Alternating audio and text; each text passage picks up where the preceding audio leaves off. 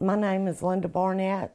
I'm from Jackson, Mississippi, and I'm here about the wrongful conviction of Michael Lindsay. On July the 27th, 2008 at 2 a.m., I was the eyewitness to a violent felony aggravated assault on Michael Lindsay at his front door at Oak Lake Trailer Park in Pearl, Mississippi. This felony attack was committed by one of Michael's neighbors, David Knapp.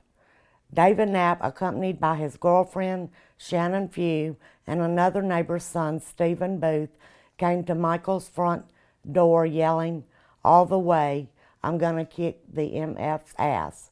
Michael stepped outside talking calmly, trying to find out what David's problem was. Within seconds, I heard Mike yelling for his roommate, Reggie Tisdale, to get out there now. When Reggie and I got outside, David had already carried out his threat of attacking Michael, resulting in multiple life-threatening injuries.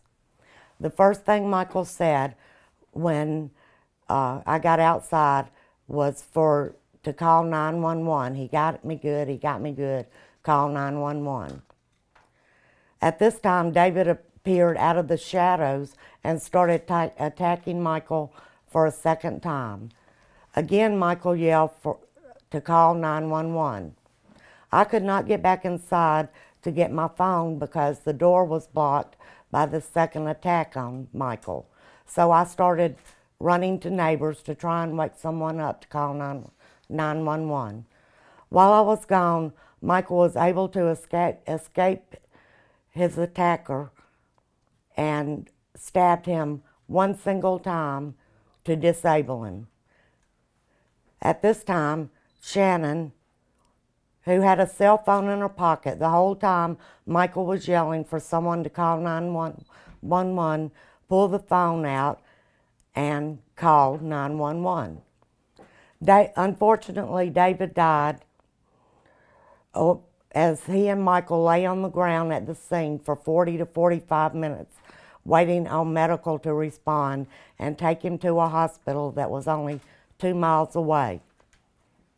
Michael's injuries included a large hematoma with a 2-centimeter laceration on the forehead, multiple lacerations to the face, the most severe under and coming up the left side of his nose that was 4 centimeters full thickness with a 1-centimeter laceration into the gingiva, large hematoma on the left flank, 2 broken ribs, and partial collapse of both lungs.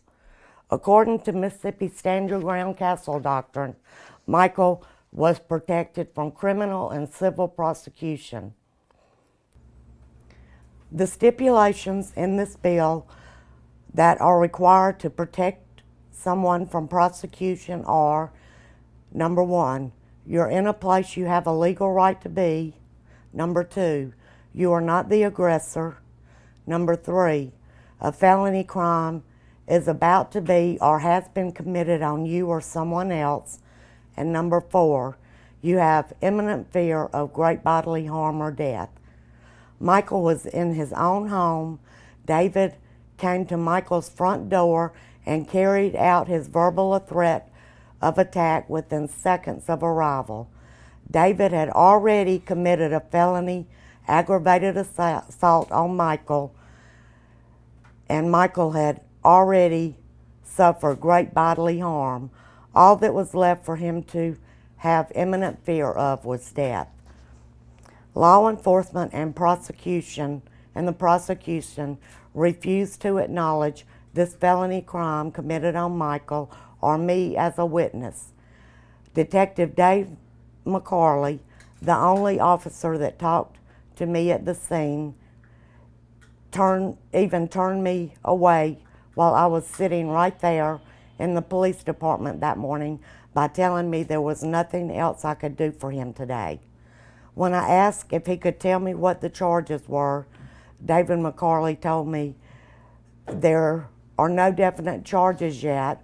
All the witnesses are drunk and we are waiting for them to sober up before we talk to them. Yet Detective McCarley turned me away knowing that I was a only one who had not been drinking. When Michael was released from the University of Mississippi Medical Center, he was taken directly to the Pearl, Mississippi Police Department. Sergeant Brian Ellis, who did not arrive on the scene until after Michael and David had been transported to the hospital, asked Michael, who had just 5 hours earlier had been violently attacked, suffered a blow to the head, had been given multiple doses of morphine and Ativan IV in the ER, "You want to tell me what happened?"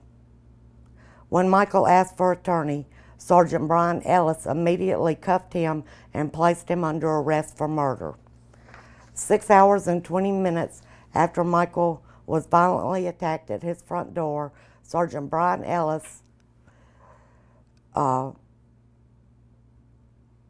did not arrive on the scene until he was taken away, was sitting in the middle of what he was calling a crime scene with Detective Dave McCarley watching Michael's TV while the crime scene was being videoed, who had talked to only one of the 3 drunk witnesses, who had turned away the only sober witness from the police department without asking for a statement, and had not received even one report from the 5 responding officers, issued a warrant for murder for Michael, and he was booked into the Rankin County Jail on a $2 million bond.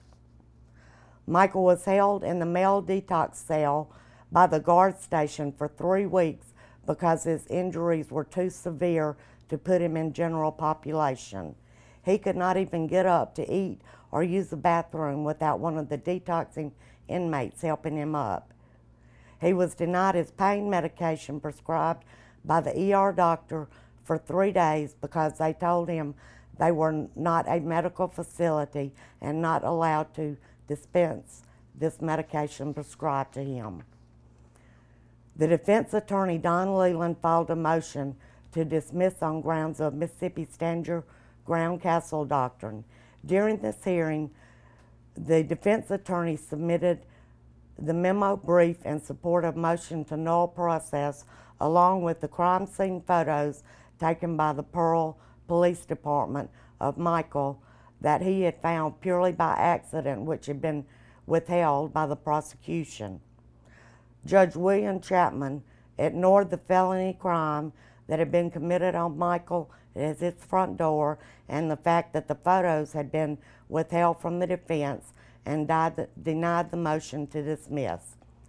His only comment about the photos that